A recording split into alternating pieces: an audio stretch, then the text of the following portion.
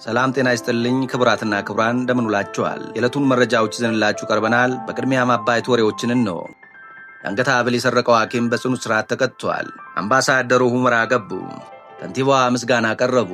ምሁሩ በተኙበት ሆቴል ሕይወታቸው አልፎ ተገኝቷል። በኢራን ነገሮች ተባብሰው ቀጥለዋል። በዚህ ሰዓት የአሜሪካ እርምጃም እየተጠበቀ ነው። ወደ ዝርዝር መረጃው እናልፋለን።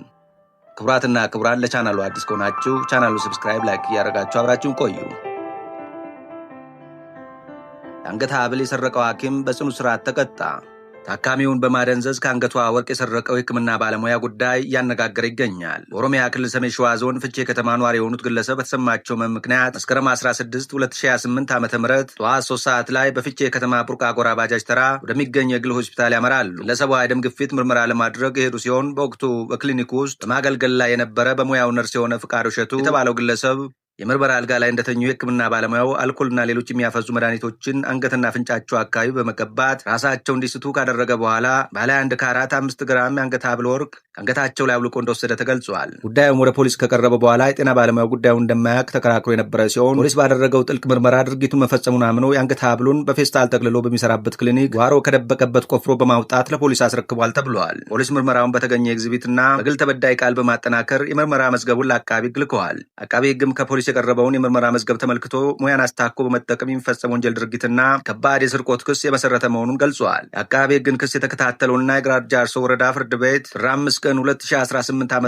በዋለው ችሎት ተከሳሽ ፍቃዱ እሸቱ በ2 ዓመት ከ9 ወራት እስር እንዲቀጣና ሙያ ፍቃዱም እንዲሰረዝ የተወሰነበት መሆኑን ኢንስፔክተር ታምሩ ባይሳ ጨምረው ገልጸዋል። ዘገባው የብስራት ሬዲዮ ነው።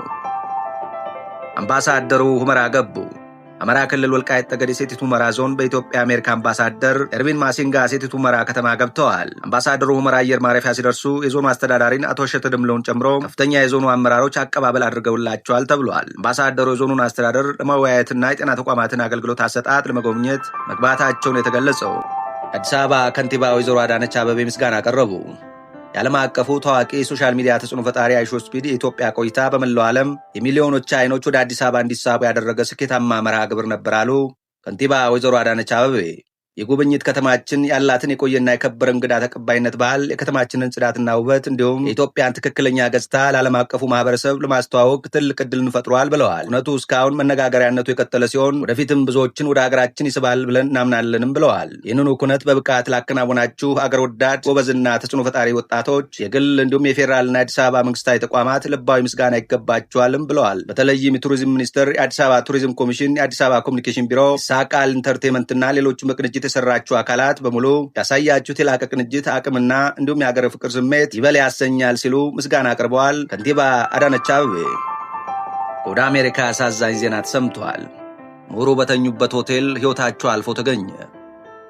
በአሜሪካ ዋሽንግተን ዲሲ በስራ ጉብኝት ላይ የነበሩት ታዋቂው ምሁርና የመንግስት ከፍተኛ አማካሪ ዶክተር ለታ ተስፋዬ ባረፉበት ሆቴል ውስጥ ሕይወታቸው አልፎ ተገኝተዋል። ዶክተር ለታ ባለፈው ቅዳሜ ጠዋት ከመንግስት ልዑካን ቡድን ጋር በመሆን አዲስ አበባ ወደ ዋሽንግተን ዲሲ አግኝተው ነበር ተብሏል። በቨርጂኒያ ግዛት በሚገኘው ሂልተን ሆቴል አርፈው በነበረበት ወቅት ነው ሞተው የተገኙት። እስካሁን ድረስ ከሆስፒታል የተሰጠ ይፋ የሕክምና ምርመራ ውጤት አልተገለጸም። ዶክተር ለታ ተስፋዬ በወጣትነት ዕድሜያቸው 2 የዶክትሬት ዲግሪዎችን በማጠናቀቅ የሚታወቁ አንቱ የተባሉ ምሁር ነበሩ ተብሏል። ቀደም ሲል የደምቢ ዶሎ ዩኒቨርሲቲ ፕሬዝዳንት በመሆን ተቋሙን በማስፋፋት ረገድ ትልቅ አሻራ አሳርፈዋልም ተብሏል። ለቤተሰቦቻቸውና ለወዳጅ ዘመዶቻቸው አሐዱ ዞን መጽናናትን ይመኛል።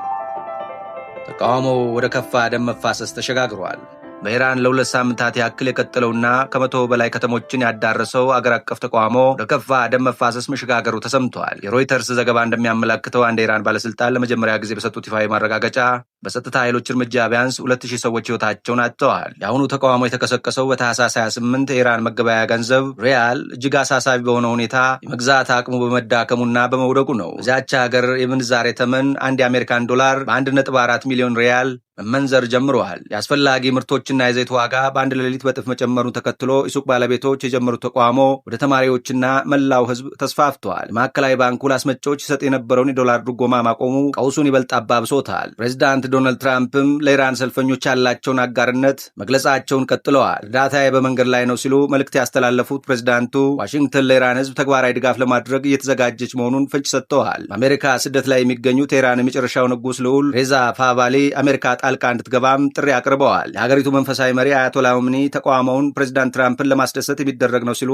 አጣጥለውታል። መሪው አክለውም እስላማዊ ሪፐብሊኩ በደም የተመሰረተ በመሆኑ አይፈርስም በማለት የተቃዋሚዎቹ ጥያቄ ምላሽ ሰጥተዋል። የጸጥታ ስጋቱን ተከትሎ የኢራንን አየር ክልል የሚያቋርጡ ዓለም አቀፍ በረራዎች እየተሰረዙ ናቸው። ተቋማው ተባብሰው ቀጥሏል። በ2022 ማህሳ አማኒ ከተገደለች በኋላ ከተነሳው ተቋሞ 550 ሰዎች ከሞቱበት እጅግ የከፋና የሪፐብሊኩን ህልውና የሚፈታተን ሆኗል ተብሏል። ያሁኑ ተቋሞ አሜሪካና እስራኤል ከ1979 አብዮት በኋላ የቆመው እስላማዊ ሪፐብሊክ በዚህ ተቋሞ ሊፈርስ እንደሚችል በትኩረት እየተከታተሉ ይገኛሉ ተብሏል።